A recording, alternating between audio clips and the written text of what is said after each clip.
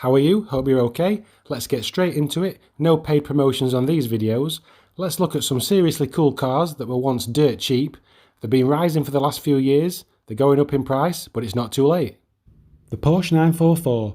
This was a pretty important car for Porsche in the 80s, and let's not get it confused with the 1970s 924, which is also going up in value, but a lot said it was a Volkswagen in drag with an Audi engine. So buying a 944 gets you a proper Porsche.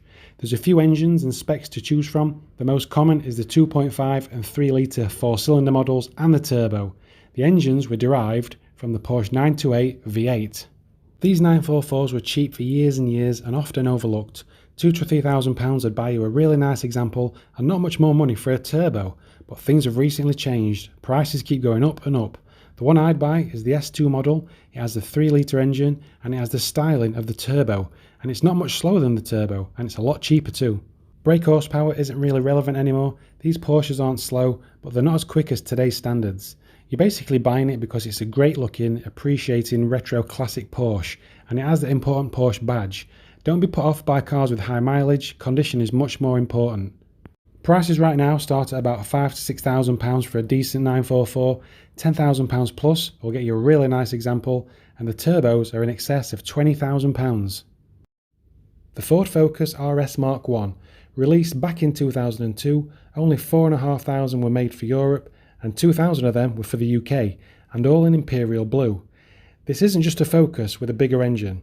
It's 70% different from a 3-door Focus. Only the bonnet, roof, doors and lights are the same. Everything else is new design, and the World Rally Champion hero Colin McRae helped design this RS. This RS looks great with its flared arches, its low stance, front and rear spoilers and new bumpers. It looks really aggressive. Under the bonnet is a 2 litre turbo 4-cylinder engine which gives 212 brake horsepower to the front wheels via the AP Racing clutch. It has 18-inch Oz alloys and nice big fat Brembo brakes. Inside its black and blue two-tone interior looks good. It has nice Sparco bucket seats and a sprinkle of carbon fibre and aluminium inside.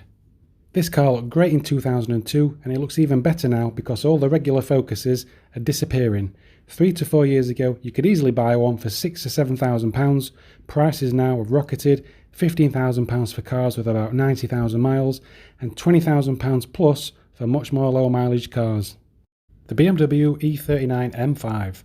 A lot of people think this is the last true driver's M5 because all M5s after this were heavily tech based, and because this has a proper 6-speed manual gearbox. Also because of the fact it was the first M5 to have a naturally aspirated V8 and the last one as well. There were V10 or turbos after that.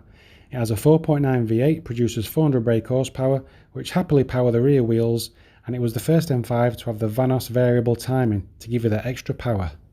This Beamer also looks more traditionally old-style BMW-like, because after this model, the whole BMW range completely changed in style.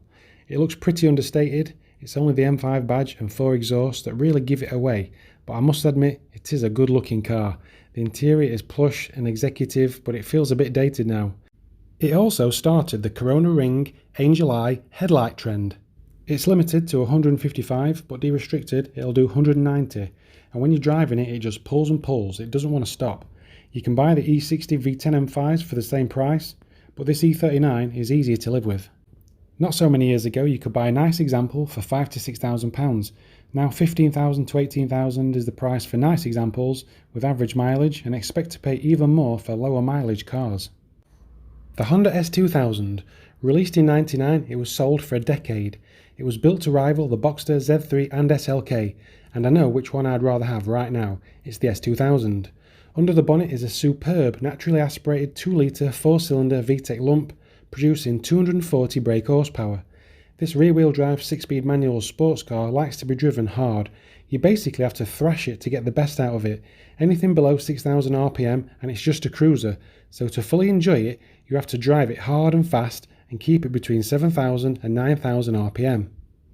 Honda gave it something called a high X bone frame chassis to eliminate scuttle shake and vibrations and to make it feel more rigid.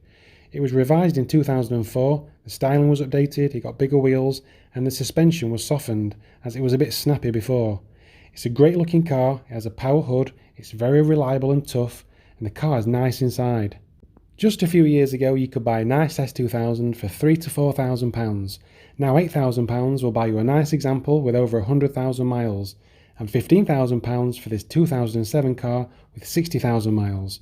Price has really taken off. The MR2 Mark II. Released in '89, it replaced the very nice looking wedge-shaped Mark I, and they went on to sell this Mark II for 10 years.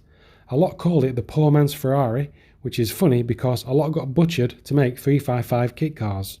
It's a mid-engined, rear-wheel drive sports car with a 2-litre 16-valve engine, giving you 160 to 170 brake horsepower, which isn't that quick, it's quite slow, but that's where the turbo comes in.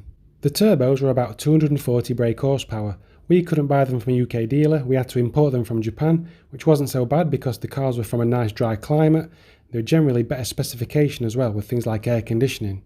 Now you could get the MR2 with a moonroof, but even better, a T-bar. The car was revised 5 times during its life, the biggest in '94 when it got its new quirky rear lights and suspension upgrades. But I like the final incarnation, the Revision 5, with its combat style rear spoiler. Now these cars were cheap for years and years, lots became kit cars and lots had horrible body kits stuck on them, and you could buy good examples for under £1,000, but recently surviving cars have been rising in value. You can be on the road in something half decent for £2,000 to £3,000, £7,000 to £8,000 will buy you a very nice condition turbo model, and £5,000 to £6,000 for a very nice condition non-turbo version. There's lots and lots of cars that could go on this list. This video's got a bit random, so I'm going to wrap it up now.